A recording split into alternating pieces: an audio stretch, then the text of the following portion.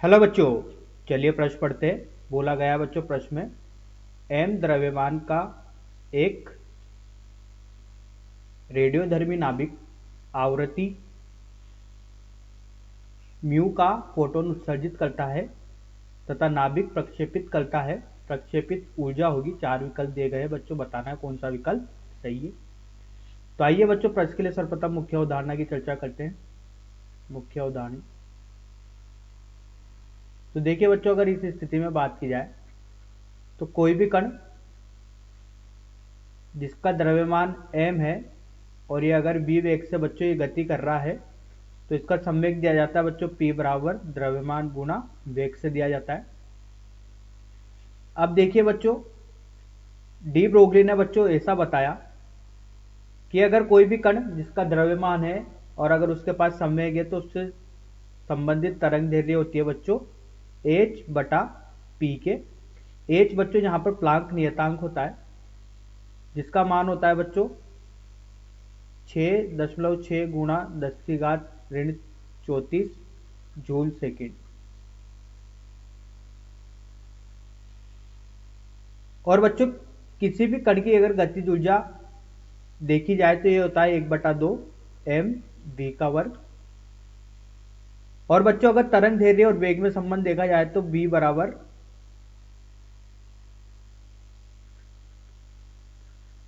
ये होता है f लैम्बडा।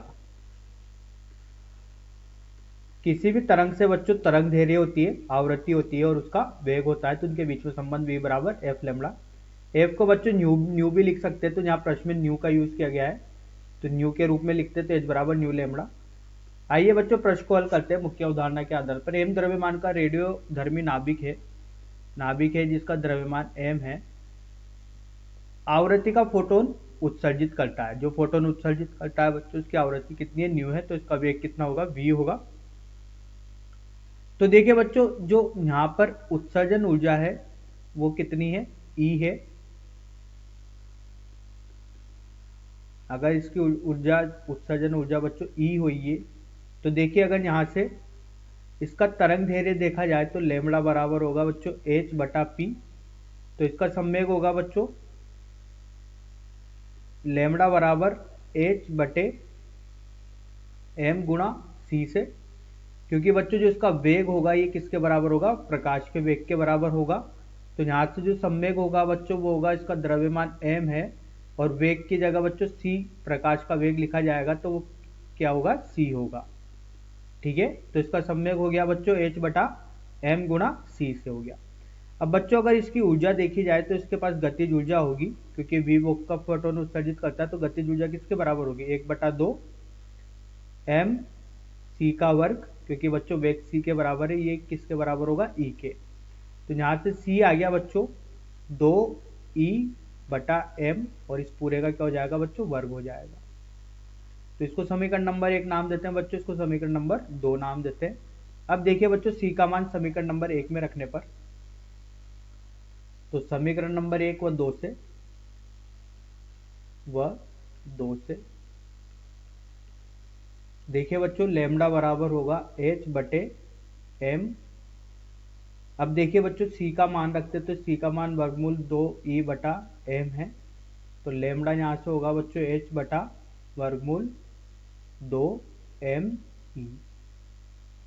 अब देखिए बच्चों अगर यहाँ से इसकी तरंग दैर्ध्य आएगी, जो कि तरंग दैर्ध्य बच्चों उत्सर्जन ऊर्जा के रूप में आई है, तो देखिए अगर यहाँ पर आगे की ओर बात की जाए तो दोनों तरफ अगर वर्ग करते हैं तो देखिए ये मिलता है यहाँ पर लैम्बडा का वर्ग बराबर h का वर्ग बटे 2m e। तो यहाँ से e का मान बच्चों जो मिलता है वो मिलता है h बटे लैम्बडा, जो उत्सर्जन ऊर्जा होगी h बटे लैम्बडा का वर्ग गुना 1/2m। अब देखिए बच्चों जैसा मुख्य उदाहरण में देखा, आवृत्ति न्यू बराबर होती है बच्चों c बटा लैम्बडा। v बराबर f लैम्बडा के सूत्र से यहाँ पर v का मान बच्चों प्रकाश के वेग के बराबर चल रहा है, तो यहाँ से लैम्बडा बराबर हो जाएगा बच्चों c बटा म्यू। तो देखिए यहाँ से जो ऊर्जा निकल के आ रही है h का वर्ग कोष्टक 1 बटा c बटा म्यू इसका क्या हो जाएगा बच्चों, वर्ग हो जाएगा, लेमडा की जगह रखा बच्चों, गुणा 1/2m। तो देखिए यहाँ से जो उत्सर्जन ऊर्जा निकल रही है, ये निकल रही है h का वर्ग न्यू का वर्ग बटे c का वर्ग गुणा 1/2m। तो ये ऊर्जा निकल के आई है बच्चों, ये निकल के आई है h का वर्ग म्यू का वर्ग बटे 2m c का वर्ग। तो यही अपने प्रश्न का उत्तर है बच्चों। आइए बच्चों सही विकल्प का चयन करते हैं। पहला विकल्प सही है बच्चों, h का वर्ग म्यू का वर्ग बटे 2m c का वर्ग। आशा करता हूँ आपको यह समझ में आया होगा। धन्यवाद।